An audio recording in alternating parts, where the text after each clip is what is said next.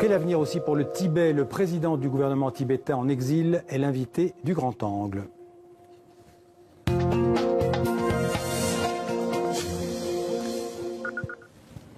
Bonjour Lobsang Sangay. Bonjour. Alors comment faut-il vous appeler? Monsieur le Président, Monsieur le Premier ministre, Monsieur le chef du gouvernement? Mon titre, c'est Sikyong en tibétain, c'est-à-dire président en anglais. Alors, Monsieur le Président, vous êtes né en Inde, vous n'avez jamais mis les pieds au Tibet. Vous avez fait des études de droit en Inde et à Harvard aux États-Unis. Et vous avez été élu à la tête du gouvernement tibétain en exil en 2011, puis réélu en 2016. Aujourd'hui, on peut dire que vous dirigez le gouvernement d'un pays qui n'existe pas. C'est vrai, mais le Tibet est occupé par la République populaire de Chine. Oui, il y a un pays, il y a un peuple, mais il est sous occupation illégale. Quel est le statut du Tibet dans la Chine actuelle? Tibet a été historiquement un pays indépendant. Les Chinois ne disent pas le contraire, que c'était indépendant. Mais depuis 1959, c'est devenu un pays occupé par la Chine. Et maintenant, en mars, ce sera la 60e année de l'occupation du Tibet. Oui, il faut rappeler que le Tibet, vous venez de le dire, a été envahi d'abord par l'armée chinoise en 1950, qu'il y a eu une révolte tibétaine qui a été réprimée dans le sang en 1959. Il y a eu d'autres révoltes d'ailleurs depuis cette date, et notamment en mars 2008, des manifestations réprimées à chaque fois avec des dizaines, voire des centaines de morts et d'arrestations. Aujourd'hui, Monsieur le Président, quel est l'objectif de votre gouvernement en exil? Est-ce que c'est l'indépendance du Tibet ou plus d'autonomie pour votre région? Vous avez raison, il y a eu des manifestations massives en 2008 et 2018 marque le 10e anniversaire de ces révoltes, de ces manifestations populaires. Tout le monde a manifesté. Donc il y a une répression du peuple tibétain. Ce que nous disons, c'est que le gouvernement chinois dit la souveraineté du territoire ne peut pas être compromise. Et nous disons d'accord. Mais si vous mettez un terme à la répression et que vous donnez une véritable autonomie, et avec, comme le disent les lois chinoises, nous pouvons accepter cela comme solution. Donc l'approche modérée, c'est la solution de l'autonomie. On peut dire, comme on le dit d'ailleurs dans le bouddhisme, que vous défendez ce qu'on appelle le concept de la voie du milieu. C'est exact. Entre deux extrêmes. Le premier, c'est la séparation de la Chine et l'autre, c'est la répression du peuple tibétain. Nous voulons la solution qui se trouve au milieu, qui, comme le dit la loi chinoise, c'est une demande très modérée, comme celle qui est préconisée par le Dalai Lama. Pourquoi les relations sont si difficiles, parfois si violentes, entre la Chine et le Tibet? Quelles sont les raisons de cet affrontement? Du côté tibétain, nous sommes en faveur de la non-violence.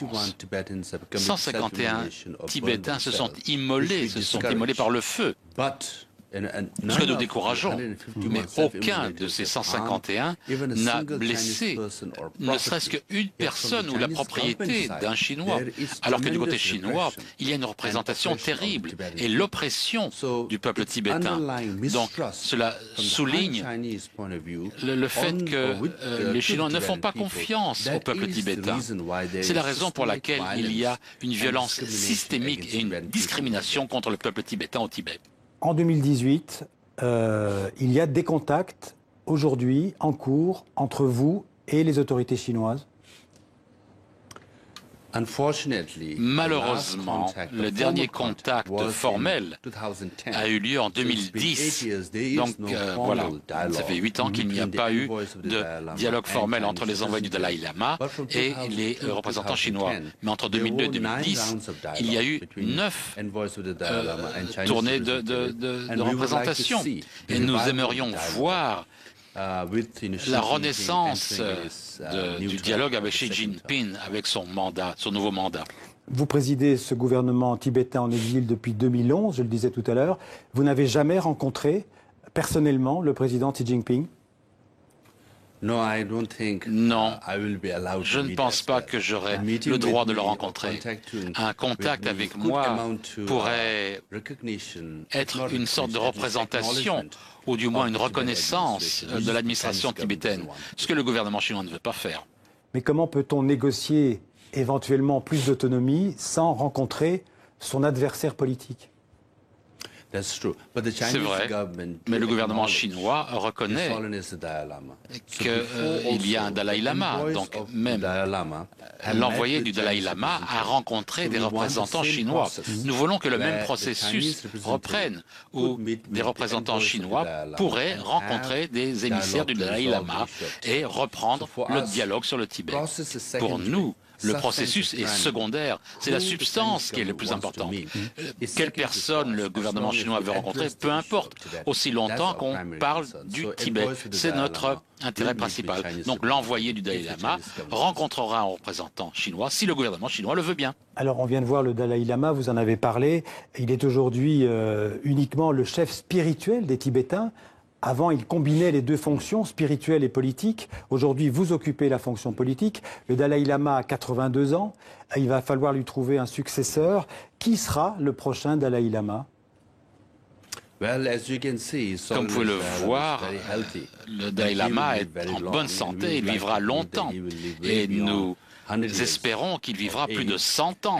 Et il a vécu beaucoup plus longtemps que d'autres dirigeants chinois. Et il survivra à d'autres dirigeants chinois aussi. Mais depuis 2011, la sélection du prochain Dalai Lama est déjà sur la table. Ou alors ça sera une réincarnation qu'il faudra reconnaître, ou alors ça sera une sélection. Comme il y a un collège de cardinaux qui élisent le pape, peut-être qu'il y aura un collège de lamas qui élira le nouveau Dalai Lama. Mais le Dalai Lama présent pourrait désigner son successeur. Donc il y a 3 processeurs qui sont déjà sur la table. Lequel sera mis en place, nous ne savons pas. C'est le Dalai Lama qui décidera. Et si la Chine refuse ce processus et désigne elle-même le successeur, vous ne pourrez pas l'accepter, j'imagine? Nous ne l'accepterons pas parce que le gouvernement chinois n'a aucune légitimité. Ils ont détruit 98 ou 99% des monastères tibétains, 99% des moines et des nonnes. Ils détruisent en ce moment toute la vie spirituelle. Voilà, c'est ce qu'ils veulent faire. Donc, quelle crédibilité aurait quelqu'un qui serait reconnu par les Chinois? Ce serait comme si Poutine reconnaissait le prochain pape et demandait aux catholiques de le reconnaître. Ça ne se produira pas. Donc, je pense que le peuple tibétain va décider qui sera le prochain Dalai Lama.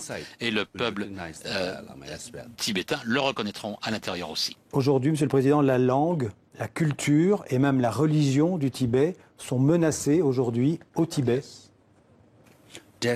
Absolument. Par exemple, la Constitution chinoise dit que le langage tibétain doit non seulement être utilisé, mais encouragé. Mais bon, ils ne le font pas. Les activistes bilingues sont allés à Pékin pour demander que ce soit le cas. Ils ont immédiatement été arrêtés et ils sont en prison et ils attendent la sentence.